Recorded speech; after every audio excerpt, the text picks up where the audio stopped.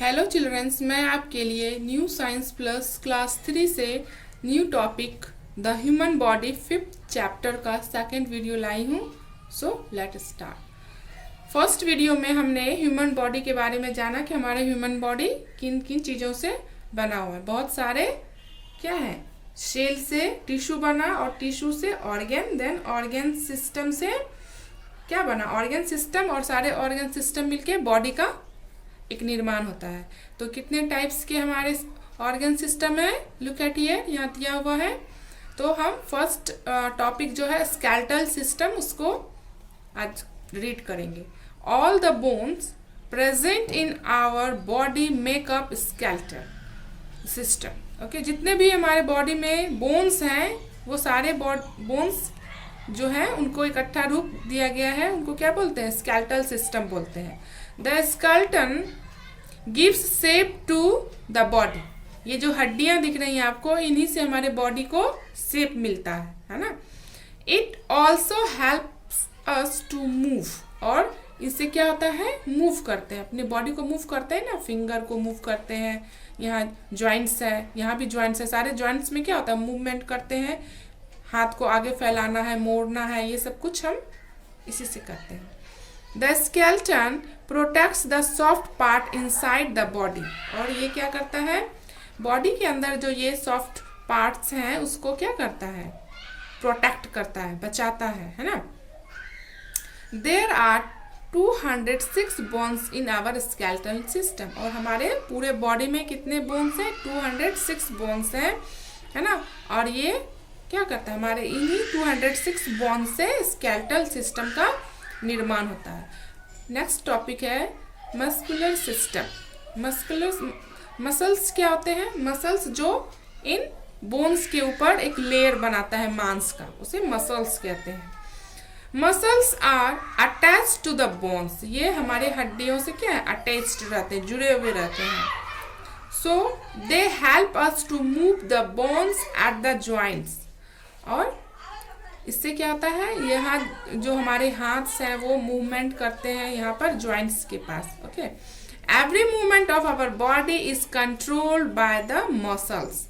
हमारा बॉडी का जो भी मूवमेंट है, पैर चलना है, बैठना है, सारा जो है बोन्स के ऊपर मसल्स कवर्ड रहता है और उसी से कंट्रोल होता है। The stronger our muscles the stronger we are, जितना हमारा मसल्स स्ट्रोंगर रहेगा उतना ही हम स्ट्रोंग होंगे। Okay, together all the muscles from the muscular system, और सारे मसल्स जब इकट्ठा होते हैं, सारा मिलता है तो एक अच्छी बॉडी बनती है, और उसको क्या बोलते हैं, muscular system. There are more than 600 muscles in our body, like जैसे हमारे 206 बोन्स हैं उसी तरह 600 मसल्स हमारे बॉडी में है, जो हमारी बॉडी को एक शेप देते हैं, एक फिजिकल सुंदरता देते हैं। ओके, थर्ड टॉपिक है डाइजेस्टिव सिस्टम। ओके, इसका मतलब हिंदी हो गया पाचन तंत्र। जो हम खाते हैं, वो जो भी खाते हैं वो कहाँ जाता है, कैसे डाइजेस्ट होता है। Okay, The digestive system consists of the mouth, stomach, small intestines, large intestines and anus. तो डाइजेस्टिव सिस्टम है वो किन किन चीज़ों से मिलकर बनता है। फर्स्ट लुक एट हियर, यहाँ पिक्चर में देख सकते हैं, माउथ है ना, कुछ भी हमने खाया माउथ में, यहाँ मुंह के अंदर चबाते हैं दांत से, देन वो चबा लेते हैं तो कहाँ जाता है, फूड जो हमने खाया वो पाइप से हमारे अंदर आता है, कहाँ, लिवर, देन स्टोमच, इस तरह से वो आते जाता है, नीचे आता है, और वहां पर क्या मिलता है, स्मॉल इंस्टाइन्स एंड लार्ज इंस्टाइन्स। इसमें ही खाने को क्या होता है, खाने को इससे रस निकाला जाता है, और जो भी पौष्टिक रस इसको खाने के बाद बनता है वो सारे रस जो है ब्लड में मिलते हैं, जिससे हमें पोषण मिलता है, हमें एनर्जी मिलती है। और जो भी वेस्ट रहता है, जो भी वेस्ट जो हमने खाया फूड का कचरा जिसको कह सकते हैं, वो एनस के द्वारा हमारे शरीर से बाहर आ जाता है। ओके, ये फंक्शन है किसका, डाइजेस्टिव सिस्टम का, और इसमें इतने सारे पार्ट्स हैं। The digestive system help to digest the food we eat. हमने जो भी खाया उसको क्या करता है, पचाता है, पाचन करता है ना।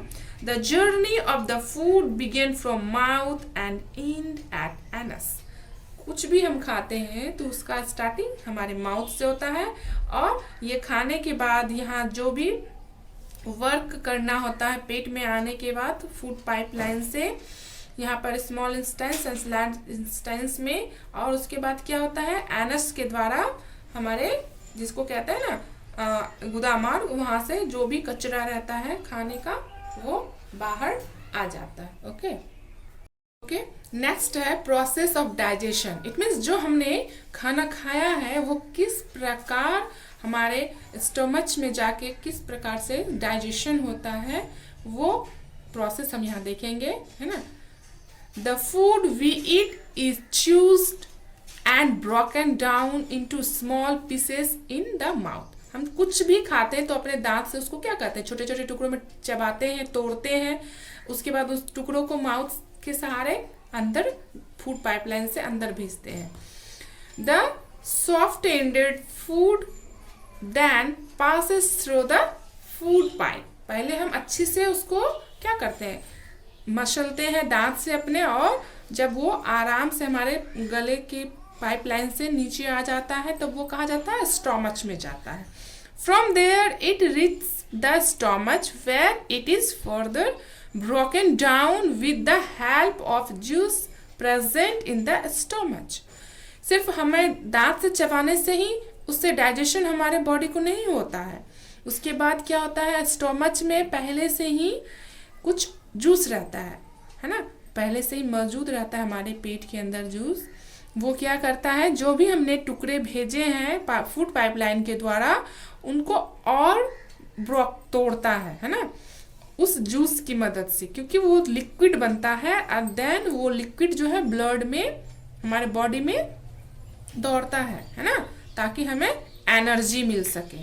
Okay, the stomach then send the food to the small intestines where food is digested and useful nutrients from the food are taken in by the blood, है ना।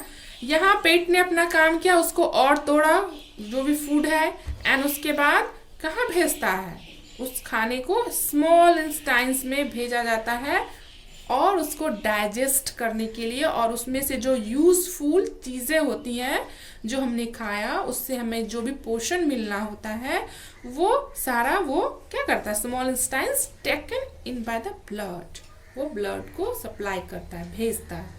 ठीक है, यहाँ तक आप समझ गए होंगे किस तरह से खाना पचता है, किस तरह से उसका न्यूट्रिशन होता है, उससे निकाला जाता है। The rest of the food which is not needed by our body goes into the large intestines। और उसके बाद जो होता है क्या होता है, उसके बाद जो भी वेस्ट मटेरियल रहता है वो लार्ज इंस्टाइन्स में भेज दिया जाता है।